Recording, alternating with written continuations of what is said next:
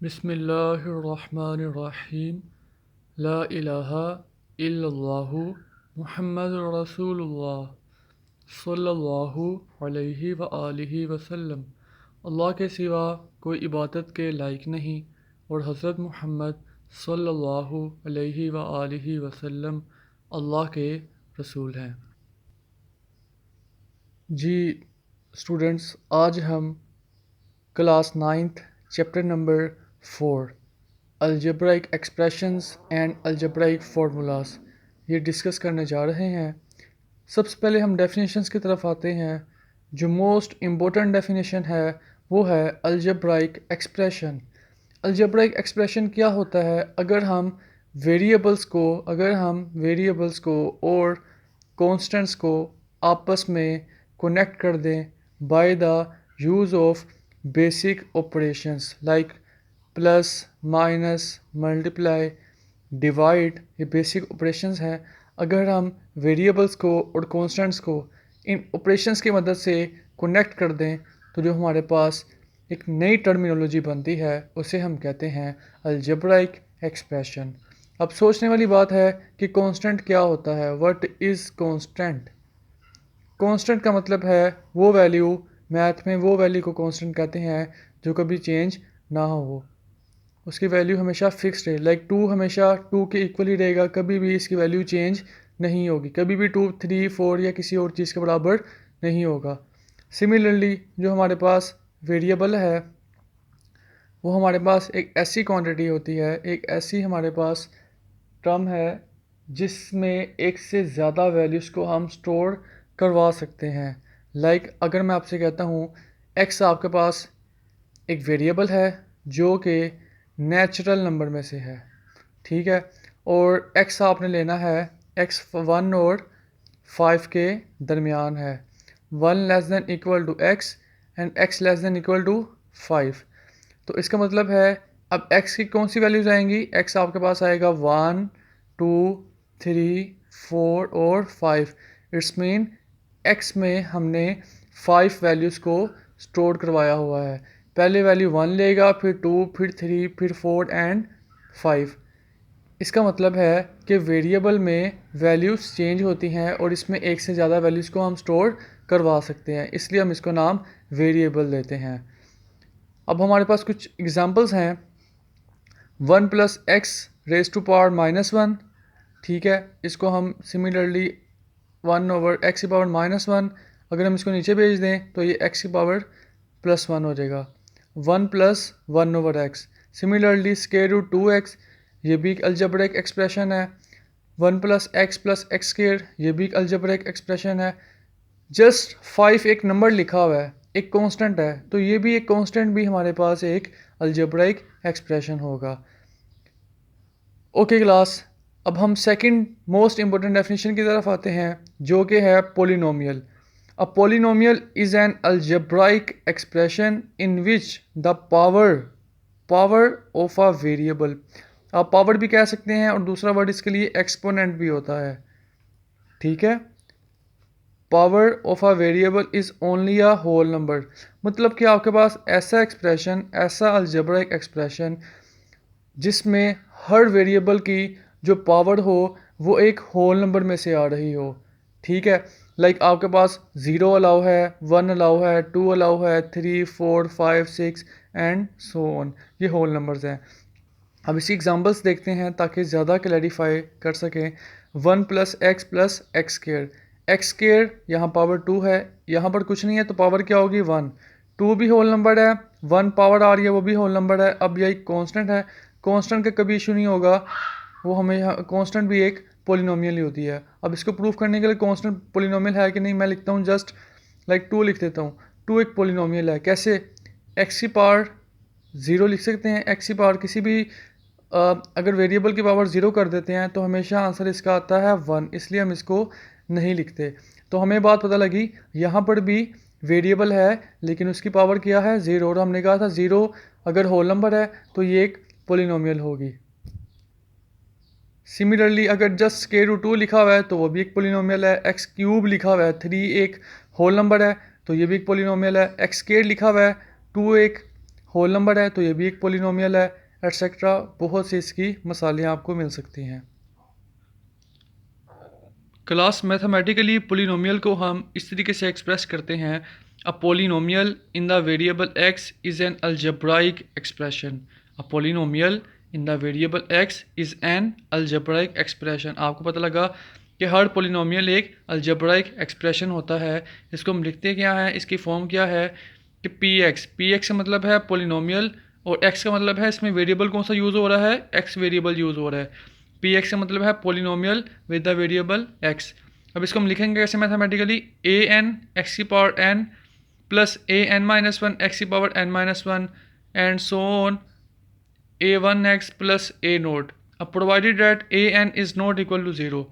अब सोचने वाली बात है, यहाँ पर ये एक फर्स्ट टर्म बनेगी, ये हमारे पास एक सेकेंड टर्म बनेगी, और लाइक ये फर्स्ट टर्म है, ये सेकंड टर्म है, ये थर्ड टर्म है, इस तरह इसको टर्म्स कहेंगे। और यहाँ पर ये जो एक्स वगैरह आ रहा है, एक्स लाइक ये वेरिएबल आपके पास, और ये x n by minus one एक सेकेंड वेरिएबल आ गया, और एक्स वेरिएबल्स आ रहे हैं। ये जो power n n minus one है, ये आपके पास इसकी पावर्स हैं, इसको आप एक्सपोनेंट भी कह सकते हैं। और इसके साथ जो आपके पास ए एन माइनस वन ए एन माइनस टू लिखा हुआ है, ये आपके पास कोफिशेंट्स होते हैं, ठीक है। और अब हम बात करते हैं कि हमारे पास डिग्री क्या होता है, डिग्री ऑफ द पोलिनोमियल। तो बच्चों गौर से देखें कि जो वेरिएबल है पूरे एक्सप्रेशन अगर आप गौर से देखते हैं, एक्स की जो मैक्सिमम पावर होगी वो आपके पास डिग्री ऑफ द पोलिनोमियल कहलाएगी। यहाँ पर आपके पास एक्स की जो मैक्सिमम पावर है वो आपके पास एन है, तो इसकी डिग्री एन होगी। इसे कहते हैं degree of the polynomial, the highest power of a variable. अब सेकंड हमारे पास जो टर्म आती है वो है लीडिंग कोफिशिएंट। लीडिंग कोफिशिएंट क्या होता है, हमारे पास जो मैक्सिमम पावर वाली टर्म होती है उसमें जो कोफिशिएंट होता है, जो मैक्सिमम पावर होती है, जो मैक्सिमम पावर वाली टर्म होती है, लाइक फर्स्ट टर्म है, इसमें एक्स की मैक्सिमम पावर है, इसमें जो कोफिशिएंट होगा इसे हम कहेंगे लीडिंग कोफिशिएंट। और अगर हम इस लीडिंग कोफिशिएंट को ज़ीरो कर देंगे तो इसकी डिग्री तो कम हो जाएगी, इसकी डिग्री तो n माइनस वन हो जाएगी। इसलिए हम कहते हैं कि भाई ए एन माइनस वन को कभी भी आपने ए एन को आपने कभी भी ज़ीरो नहीं करना। अगर आप इसको ज़ीरो कर देंगे तो ऑटोमेटिकली ये वाला सभी ज़ीरो हो जाएगा। इसलिए आप कहते हैं कि इसको आपने ए एन को ज़ीरो नहीं करना, क्योंकि ए एन आपका क्या है, लीडिंग कोफिशिएंट है। क्लास अब हम मोस्ट इम्पोर्टेंट MCQs को डिस्कस करते हैं। MCQ है every algebraic expression is not a polynomial, कि सारे के सारे अलजेब्रिक एक्सप्रेशंस हमारे पास पोलिनोमियल नहीं होते। लाइक स्क्वायर रूट एक्स है, ये एक अलजेब्रिक एक्सप्रेशन तो है लेकिन ये पोलिनोमियल नहीं है, क्योंकि एक्स की पावर आप देखें, एक्स की पावर 1/2 बनती है, स्क्वायर रूट का मतलब है 1/2 पावर, लेकिन 1/2 नोट अ होल नंबर, ये एक होल नंबर नहीं है। आप देखते हैं 1/2 एक होल नंबर नहीं है, इसलिए हम कहते हैं ये एक अलजेब्रिक एक्सप्रेशन है लेकिन ये पोलिनोमियल नहीं है। तो हमें पता लगा every algebraic expression is not a polynomial, और every polynomial is an algebraic expression.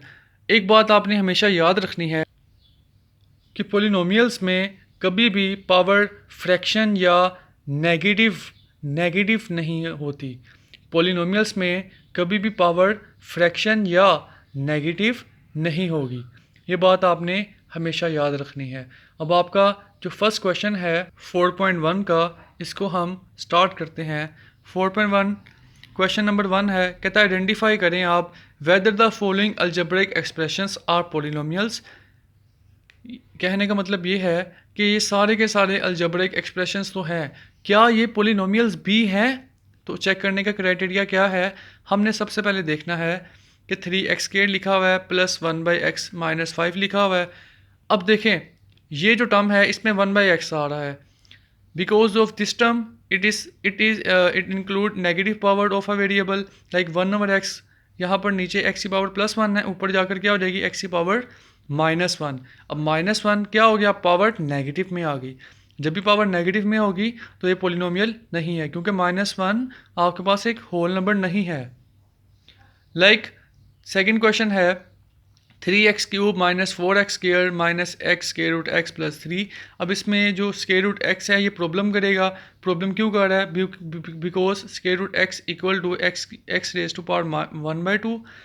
In polynomials power of variable can not be a fraction. पहली हमने बात ये डिस्कस की थी कि पावर नेगेटिव नहीं होगी, और दूसरी बात ये डिस्कस की है कि पावर कभी भी फ्रैक्शन नहीं होगी। थर्ड क्वेश्चन हमारे पास है x² minus 3x plus square root 2। अब यहाँ पर x की पावर 2 आ रही है, नो प्रॉब्लम। x की पावर 1 आ रही है, नो प्रॉब्लम। स्क्वायर रूट 2 लिखा हुआ है, तो स्क्वायर रूट 2 मैंने कहा था कि कांस्टेंट आपको कभी भी प्रॉब्लम नहीं देगा, क्योंकि इसके जहाँ भी कांस्टेंट लिखा होता है उसके साथ वेरिएबल जो होता है वो x की पावर 0 होता है, और x की पावर 0 1 होता है, इसलिए हम इसको नहीं लिखते। तो x² minus 3x plus square root 2 ये आपके पास एक पोलिनोमियल है, और स्क्वायर रूट 2 एक कांस्टेंट है। लाइक ये इरेशनल नंबर है, इरेशनल नंबर भी कांस्टेंट होते हैं, रैशनल नंबर भी कांस्टेंट होते हैं, और रियल नंबर्स भी कांस्टेंट होते हैं। क्वेश्चन नंबर 4 में कहता है 2x divided by 2x minus 1 plus 8। अब अगर आप देखते हैं, because of this term is a rational expression. ये एक रैशनल एक्सप्रेशन बन रहा है, ठीक है। लाइक आपके पास मैंने कहा था कि डिवाइड की फॉर्म में नहीं आना चाहिए, लाइक नेगेटिव भी नहीं आना चाहिए, और पावर जस्ट आपके पास पॉजिटिव की फॉर्म में हो। अगर आपके पास डिवाइड की फॉर्म में या फ्रैक्शन की फॉर्म में एक्सप्रेशन आ रहा है तो ये पोलिनोमियल नहीं कहलाएगा। जी अस्सलाम वालेकुम क्लास। अब हम सेकंड पार्ट की तरफ आते हैं। लाइक हमारे पास रैशनल एक्सप्रेशन है, और उसको समझने से पहले अगर आप देखते हैं, अगर आपके पास फ्रैक्शन है 2 डिवाइडेड बाई 5। 2 डिवाइडेड बाई 5 का मतलब क्या है? 2 भी आपके पास एक नंबर है, 5 भी आपके पास एक नंबर है। आपने रैशनल नंबर इसी तरह पढ़ा था कि ऊपर भी आपके पास एक इंटीजर हो, नीचे भी आपके पास एक इंटीजर हो। सिमिलरली सेम वर्डिंग को यूज़ करते हुए हम एक नई टर्म डिफाइन कर रहे हैं जिसका नाम है रैशनल एक्सप्रेशन। रैशनल एक्सप्रेशन ये एक ऐसा एक्सप्रेशन है जिसमें हमारे पास फ्रैक्शन होगा एक। फ्रैक्शन किस तरीके से होगा कि इस फ्रैक्शन में हमारे पास ऊपर भी पोलिनोमियल आएगी और नीचे भी पोलिनोमियल आएगी। अगर हमारे पास ऐसा एक्सप्रेशन कि एक पोलिनोमियल ऊपर लिखी हो, एक पोलिनोमियल नीचे लिखी हो, और उनको हमने आपस में डिवाइड किया हो, तो इस तरह के एक्सप्रेशन को हम कहते हैं रैशनल एक्सप्रेशन। अब दो चीज़ों को डिवाइड करने में लिखने का मतलब है कि दो चीज़ों का कोशेंट, लाइक 2/5 का कोशेंट, इसमें हमारे पास जो 2 होगा उसे हम न्यूमरेटर कहेंगे, और जो 5 होगा इसे हम डिनोमिनेटर कहेंगे। लाइक हमारे पास the quotient px divided by qx। px भी एक पोलिनोमियल है, डिवाइडेड बाई qx ये भी एक पोलिनोमियल है। Of two polynomials the quotient this quotient the quotient of two polynomials px and qx ये हमारे पास क्या कहलाएगा? ये रैशनल एक्सप्रेशन कहलाएगा। अब सोचने की बात है कि जो qx है वो डिवाइड की फॉर्म में आ रहा है। अगर कोई भी चीज़ आप ज़ीरो से, अगर आप इसको ज़ीरो कर दें, तो कोई भी चीज़ हो डिवाइड में ज़ीरो हो तो वो मैथ में अनडिफाइंड होती है, वो चीज़ इलीगल है, इलॉजिकल बात है, ठीक है। तो हम लिख देंगे qx is not equal to zero, कि qx को कभी भी आप ज़ीरो नहीं रख सकते, क्योंकि लास्ट में आपने रैशनल नंबर भी पढ़ा था। आपने कहा था p और q आपके पास क्या है, एक p और q आपके पास इंटीजर्स हैं, और आप कहते थे जो q है, q कभी भी ज़ीरो नहीं होना चाहिए, क्योंकि अगर डिवाइड में ज़ीरो आ जाएगा तो वो चीज़ अनडिफाइंड हो जाएगी। अब हम इसकी एग्जांपल्स देखते हैं। लाइक 1/x, 1 आपको मैंने कहा था कांस्टेंट कभी भी प्रॉब्लम नहीं करेगा, इसको हम इस तरह लिख सकते हैं x रेज टू पावर 0। तो ये आपके पास एक पोलिनोमियल बन गई, डिवाइड में भी पोलिनोमियल है। दो पोलिनोमियल्स को आपने डिवाइड की फॉर्म में लिख दिया, फ्रैक्शन की फॉर्म में लिख दिया, क्वोशिएंट बना दिया उनका, तो ये एक रैशनल एक्सप्रेशन है। अब नेक्स्ट एग्जांपल है 1 डिवाइडेड बाई x²। 1 भी एक पोलिनोमियल है, x² भी एक पोलिनोमियल है, तो ये आपके पास एक्सप्रेशन क्या कहलाएगा? Rational expression. थर्ड वन देखें 2x प्लस 1, 2x प्लस 1 एक पोलिनोमियल है। डिवाइड में देखें क्या ये भी पोलिनोमियल है? 3x, yes it's a polynomial.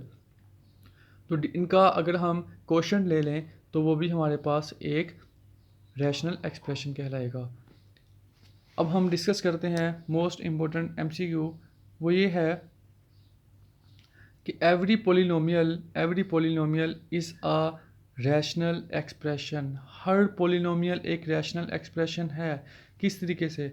Like हमने एक पोलिनोमियल लिख दिया 2x प्लस 3, तो आपको पता है कोई भी अगर आपके पास एक नंबर लिखा हो 2, तो 2 का मतलब क्या होता है बेसिकली 2 डिवाइडेड बाई 1।